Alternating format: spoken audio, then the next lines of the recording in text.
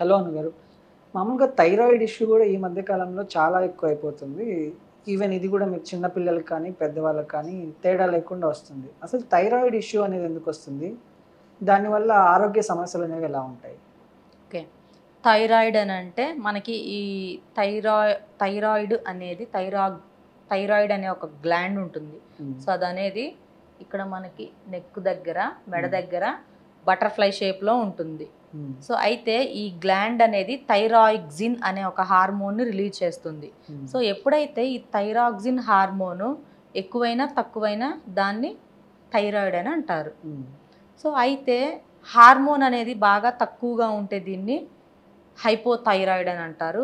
అదే ఎక్కువగా thyroxine hormone release అవుతూ ఉంటే దాన్ని హైపర్ థైరాయిడ్ అని అంటారు. హ్మ్. సో, అయితే ఈ థైరాయిడ్ ఇష్యూ ఉండడం వలన ఏమవుతుంది అంటే కొంతమందికి లైక్ మనం హైపోథైరాయిడ్ ఉన్న వాళ్ళకి చూసుకుందాం. అంటే థైరాక్సిన్ హార్మోన్ తక్కువగా రిలీజ్ అయ్యే మనిషిలో మనం ఎటువంటి లక్షణాలు ఉంటాయో చెప్పుకుందాము. హ్మ్. ఆ పర్సన్‌కి వచ్చేసి వెయిట్ లాస్ అయిపోవడం, లేదు అంటే ఎక్కువగా బరువు పెరిగిపోవడం చూస్తూ ఉంటాము. ఎప్పుడు చికాకుగా ఉండడం, జుట్టు బాగా ఊడిపోవడం, ఆకలి వేస్తుంది కానీ తినాలనిపించకపోవడం, హ్మ్. ఇలాంటి సింప్టమ్స్ ఉంటూ ఉంటాయి. అండ్ వీళ్ళకి పీరియడ్ కూడా రెగ్యులర్‌గా రాదు. హ్మ్. సో, ఆగి ఆగి పీరియడ్ రావడం, లేదు అంటే 2, 3 మంత్స్‌కి రావడం, వచ్చిన టైంలో ఎక్కువగా పెయిన్ ఉండడం ఇలాంటిది ఉంటది. ఈ హైపోథైరాయిడ్ ఉన్న వాళ్ళకి. మరి హైపర్ థైరాయిడ్ ఉన్న వాళ్ళలో చూసుకుంటే సో, వీళ్ళకేమవుతుంది అంటే బాగా లావు పెరిగిపోవడం, లేదు అంటే బాగా సన్నగా అయిపోవడం, అండ్ దానితో పాటు వీళ్ళకి ఎక్కువగా హైపర్ యాక్టివ్‌గా ఉంటూ ఉంటారు. హ్మ్. చాలా యాంగ్జైటీగా ఉండడం ఇలా చూస్తూ ఉంటాము. వీళ్ళకి కొంతమందికి 10 డేస్‌కి, 15 డేస్‌కి పీరియడ్ వస్తూ ఉండడం. హ్మ్. వీళ్ళు చూడ్డానికి ఎలా ఉంటారు అంటే ఎంత తిన్నా కూడా బక్కగానే ఉంటారు. హ్మ్. ఇదొకటి. అదే హైపోథైరాయిడ్ ఉన్న వాళ్ళలోనైతే తినకపోయినా కూడా లావుగా కనిపిస్తూ ఉంటారు. హ్మ్. ఇలా వీళ్ళకుండే ప్రాబ్లమ్‌ని బట్టి వీళ్ళుంటారు. హైపోథైరాయిడ్ ఉన్న వాళ్ళలో ఏంటంటే వీళ్ళకి అయోడిన్ లోపం ఎక్కువగా ఉంటుంది. సో, వీళ్ళకి ఎక్కువగా సజెస్ట్ చేసేదేంటంటే అయోడైజ్డ్ సాల్ట్ కన్జ్యూమ్ చేయమని చెప్తాము. హ్మ్. రెగ్యులర్‌గా. అంటే తీసుకునే ఫుడ్‌లో ఈ అయోడిన్స్ ఉండేలా చూసుకోమని చెప్తాము. హ్మ్. అండ్ అయోడిన్‌తో పాటు జింకు, మెగ్నీషియం ఫుడ్స్ కూడా ఎక్కువగా యాడ్ చేసుకోమని చెప్తాము. డ్రై ఫ్రూట్స్ ఇవి కూడా ఎక్కువ చెప్తాము. అదే ఈ హైపర్ థైరాయిడ్ ఉన్న వాళ్ళలోనైతే డైట్ ఎక్కువగా చెప్తాము. ఫిజికల్ యాక్టివిటీ పెంచుకోమని చెప్తాము. వీళ్ళకి ఎక్కువగా బ్రోకలీ, ఆహ్, బీన్స్ హ్మ్. అండ్ దానితో పాటు నాన్ వెజ్ ఎక్కువగా చెప్తాం వీళ్ళకి. లైక్ సీ ఫుడ్ గానీ, మటన్ కానీ ఇటువంటివి హైపర్ థైరాయిడ్ ఉన్న వాళ్ళలో చెప్తాము. హ్మ్. అంటే థైరాయిడ్ వ్యాధి అనేది తగ్గించుకోవాలంటే ఎలాంటి జాగ్రత్తలు తీసుకోవాలి? ఫుడ్ అనేది ఎలా ఉండాలి? మనం ఇండియాలో చూసుకుంటే ఆల్మోస్ట్ 98% WHO రీసెర్చ్ చేసింది గూడా, మన ఇండియాలో మాత్రము అందరికీ హైపోథైరాయిడే ఎక్కువుంది.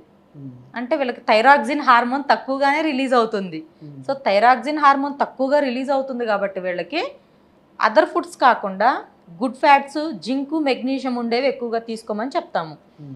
జింకు, మెగ్నీషియం అంటే ఎందులో దొరుకుతది మనకెక్కువగా?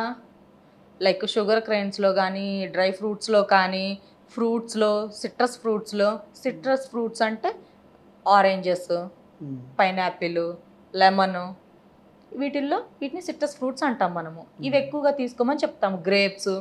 సో, ఆల్మోస్ట్ హైపోథైరాయిడే మనకుంటుంది కాబట్టి హ్మ్. 98% సో, ఇవే ఎక్కువ మనం చూస్తాం. హైపర్ థైరాయిడ్ రేర్‌గా ఉంటది మన ఇండియన్స్‌లో. హ్మ్. సో, వాళ్ళు ఈ ఫుడ్‌ని తీసుకుంటే చాలు. ఇదనేది కొంత తగ్గిపోతుంది. దాంతో పాటు వీళ్ళు అయోడిన్ సాల్ట్ అనేది యాడ్ చేసుకోవాలి ఫుడ్‌లో.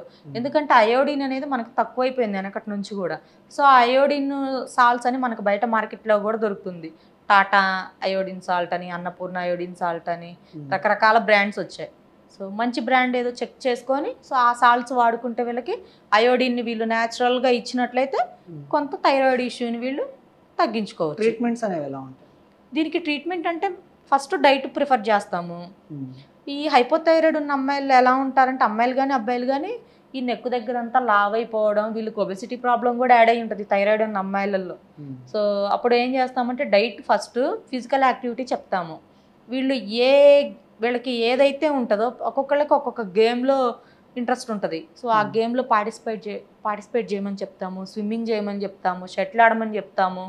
డాన్స్ వేయమని చెప్తాము. హ్మ్. యోగా, మెడిటేషన్ లాంటివి చేయమని చెప్తాము.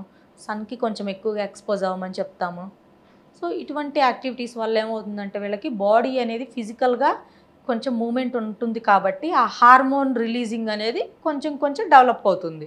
సో అప్పుడు దీన్ని మనం కంట్రోల్లోకి తీసుకురావచ్చు థైరాయిడ్ ఇష్యూని. మెయిన్ ఇది.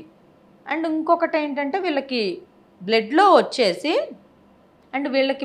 వచ్చేసి షుగర్ లెవెల్స్ కూడా కంట్రోల్ చేసుకోవాలి. కొంతమందికి షుగర్ ఉన్నా కూడా ఈ థైరాయిడ్ ఇష్యూ అనేది కనిపిస్తుంది. సో వీళ్ళకి ఇన్సులిన్ కరెక్ట్గా రిలీజ్ అవుతుందా లేదా, షుగర్ లెవెల్స్ ఎంత ఉన్నాయి, ఇవన్నీ కూడా చెక్ చేసుకుంటూ ఉండాలి. ఓకే. అండ్ దానితో పాటు వీళ్ళకి పీరియడ్ ఎన్ని రోజులకు వస్తుంది, పీరియడ్ బ్లీడ్ కూడా ఏ కలర్లోకి వస్తుందని కూడా చెక్ చేయాలి థైరాయిడ్ ఇష్యూ ఉన్న వాళ్ళకి.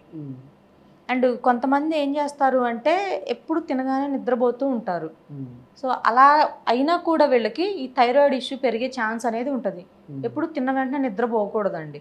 తిన్న తర్వాత కొంచెం వాకింగ్ కానీ ఏదో ఒకటి ఫిజికల్ వర్క్ అనేది చేయాలి. సో అప్పుడు థైరాక్సిన్ హార్మోన్ అనేది కొంచెం పెరుగుతూ ఉంటుంది, రిలీజింగ్ అనేది కరెక్ట్ అవుతుంది. సో మెయిన్ ఇవి పాటిస్తే చాలు. Okay, thank you ma'am.